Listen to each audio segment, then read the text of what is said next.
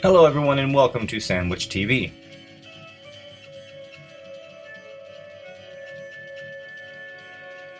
Mystery Science Theater 3000. Isn't that show with the three little guys at the bottom of the screen? And they make jokes and talk over Yeah, I hate that show. These were the comments made by my aunt when I asked if we could watch it at her house. The show itself has a select fan base. Oftentimes, a lot of people are wondering. And then it gets funny, right? But honestly, I remember waiting for Saturday nights and Sunday mornings to catch the show on my parents' bedroom television. When the big switch happened to sci-fi, I'd watch episodes Sunday mornings and head to school and recite the episode in its entirety with my friends. This was not considered the cool thing to do, but we lived for it. For those of you who haven't seen Mystery Science Theater 3000, the show's premise is of a man trapped in space with robots that he made himself, endlessly being tortured by old movies. He's being held against his will by the mad scientist, Dr. Clayton Forrester, along with his sidekick, TV's Frank. The lesser-known sidekick was played by J. Elvis Weinstein, aka Dr. Lawrence Earhart, one of the puppeteers and the voice of Gypsy at first, and he also voiced Crow T. Robot in the first broadcast episode, and a few other episodes on the KTMA. He left the show, leaving Kevin Murphy to take over, which many fans disliked and stopped watching because of the switch. And searching around as to why, you see websites with different reasons as to why he left. Mst3K Fandom Wiki says, quote, he departed from the show at the end of the first national season. The reasons given for his departure are varied. According to Satellite News, when asked in an interview in the summer of 1990 why Josh was leaving, Jim Mallon stated, creative differences, as the show began being scripted instead of being ad-libbed. Joel Hodgson offered his own take. He said, let me put it this way. He's 18 years old. Weinstein's youth and relative inexperience was said to have annoyed his older co-workers. In an interview, he stated that the show simply quit being fun for him when they moved from KTMA to the Comedy Channel, because it became a quote-unquote business. This would be the main controversy of Season 2. However, Season 2 itself isn't my favorite. When I put the vote up for this season, I knew that I probably wasn't going to have much fun putting the episode together, knowing that not many of these episodes on Season 2 were some of my favorites. Based on the votes, I could see where the appreciation of these episodes came from, although it still is not my go-to season for a good time. You see, the craft is unique and unlike most comedy, especially for its time. They ad-libbed a bulk of the KTMA and Season 1 of Mst3K. I do strongly recommend watching the older stuff of Mst3K before you move on to the new season on Netflix. I have my own issues with that, but we'll get to that at a later date. Now, do understand that I am just a sandwich and these are just opinions. If your opinion differs from mine, that's fantastic. However, don't become angry at me for it. Remember, you would be arguing with a sandwich. Do you really want to be that person, the one who argues with sandwiches on YouTube's over said sandwich's opinion? I don't think so. Without further ado, let's begin this countdown. Number 5, Catalina Caper. This movie was probably someone's favorite movie. I think that a lot about the movies that I've seen riffed on Mst3K. I once met a man who used to go and see the old Alan Steele and Steve Reeves Hercules movies in the theater as a kid, and he loved them. So you never know. Catalina Caper probably has some fan base. It was a 60s quirky caper movie, which many people were into at the time.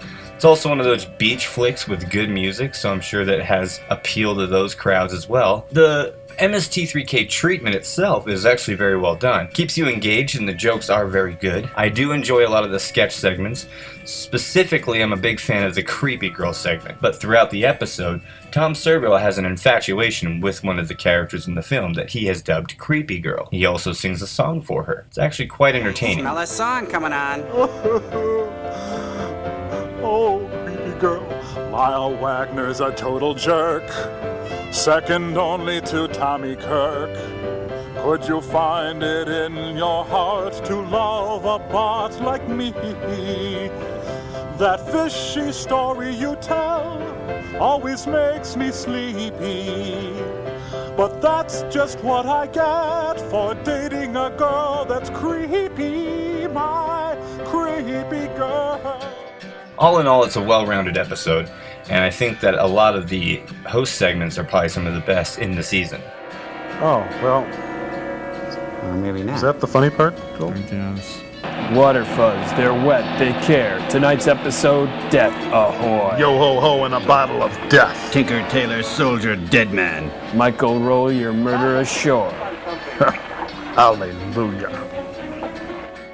Number 4, The Lost Continent. Now, this episode has some great work by Joel in his role as Joel, He sells the Lost in Space with Robots He Made Himself thing. These are his only friends. They strangely make you believe that this man is up there being tortured movie after movie and simply making the best of it. Our star setter Gypsy. The idea that this is the experiment of a mad scientist would itself be hilarious, but let alone being terrible, it's the only torture that I know I could withstand. Oh, and this episode does have rock climbing. We do that. We go to the crazy school. Rock climbing. Rock climbing. Oh, Rock yes. climbing. Rock climbing. Rock climbing, Jerry. Rock climbing. Rock climbing, Sylvia. In all the excitement, I forgot rock climbing. Rock Yes. climbing. Well, before we get to our film, which is a steamy experiment into the bowels of... Clay, may I? You may? Thank you very much. Many of the host segments are very well done in this episode as well. They keep you engaged. A lot of the host segments that they do often feel like a 4-year-old or a 4th grade production of some kind of strange play written by the kids. It's always fun and entertaining, and the silliness is very on par with what my own levels are. Going fast. Hey, they're lean to just mean fro. All the jokes in this one are really solid, as it has some slow points, again, rock climbing, but they make a joke of that as well. It's the kind of thinking that they not only poke fun at, but warn their audience, hey, this one is gonna suck hard. But, you know, the gang pulls you through, as always. Special guest star Michael Sarrazin. Tonight's episode, Drop Personal Pronouns or Die, Act 1. Oh, what I wouldn't give for a charbroiled hamburger sandwich and some French fried potatoes. Boy, you said it. Greetings, naive native types. I am Joel Robinson, explorer. I come on great white jetbird in... Punk. Oh, my head. Punk. Oh, my head. Punk. Oh, my head. Oh, check it out. Graffiti from the Donner Party. Candy cigarette, they're toasted. Thanks. I think. Not disturbed. Number 3. Jungle Goddess. This is another one that doesn't grab me personally, but the vote counts. This episode and Lost Continent came in under a tie, but seeing that Jungle Goddess was voted for first, I decided it should take the prestigious 3rd place trophy. The Phantom Creeps makes its first appearance in the beginning of this episode. The jokes about the robot in this one are particularly some of my favorite. Without the Iron Man helping. I am Iron Man. Oh, it is concealed so cleverly, nobody will ever find it. Unless they're from the Student Loan Must be timely Association. moved by morning. Pack what we need. Look at all the pizzas that guy can hold. The Jungle Goddess itself is a strange forced plot of a movie that kind of crawls at a slow pace with really no point towards the end. Check, please. I'll give you 5 minutes. To start running. Have another drink. The crew's treatment really helps sustain the enjoyment. Wait a minute, Bob. I hope that's an acceptable greeting. Oops. I do recommend this one, especially if you're just sitting around feeling bored. Now, it's been in use for Great Britain for years, but not a lot of people in the States know anything about it. Looks like kind of a spider. Yeah, that's right. Now, let's take a look at this shirt here that we prepared ahead of time. It's been smeared with axle grease, a little blood, some chocolate, and a little polychlorinated biphenyl. Oh, I know Cambot and I wouldn't read. I can't tell you any more than that. You know something? Hats. They look all right on you. Hey, you aren't listening to a word I'm saying. Sounds great. What are you thinking about? Oh, just wondering how I'm gonna look in one of those hats. Huh? Hats.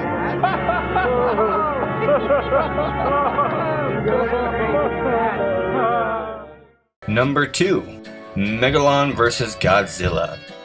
Now right out the gate, this one hits with the costumes made at home segment, and it has plenty of good ideas.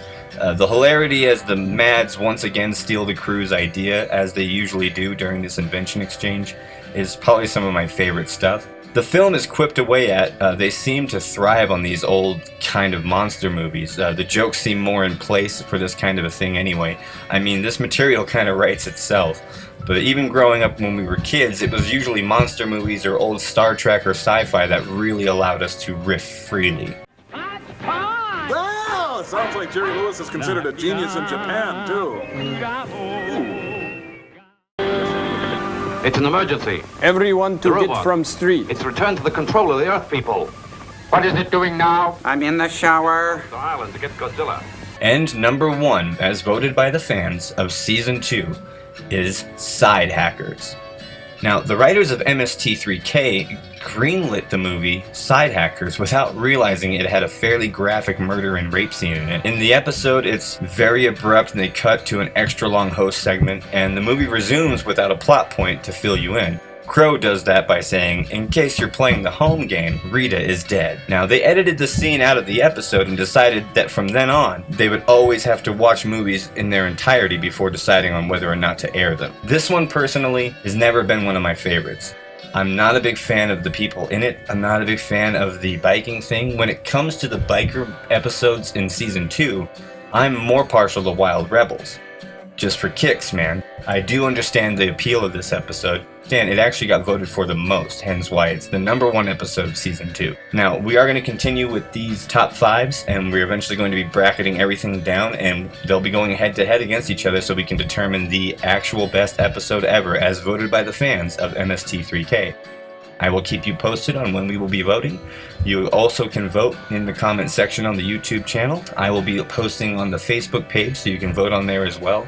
I will also be having some fresh riffs coming up soon, so everyone stay tuned for that. I do appreciate everyone voting, and please give your thoughts as to what you think the best episode of Season 3 is, and I will be posting those as well as we move along. So until then, I will see you next time. Oh, they stole his kneecaps.